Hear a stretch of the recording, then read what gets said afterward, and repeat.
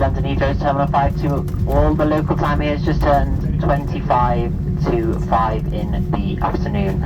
We do apologise that it's slightly adrift from our original scheduled arrival time. We do hope this doesn't cause you any inconvenience further into your day. Please do remain seated with your seatbelt securely fastened until the fasten seatbelt signs have been switched off. When it is safe to do so, do take care when opening any of the overhead lockers, once again just in case any of the items inside have moved during that landing and could fall out and cause injury. You may now make and receive calls as well as use all data services on your handheld electronic devices.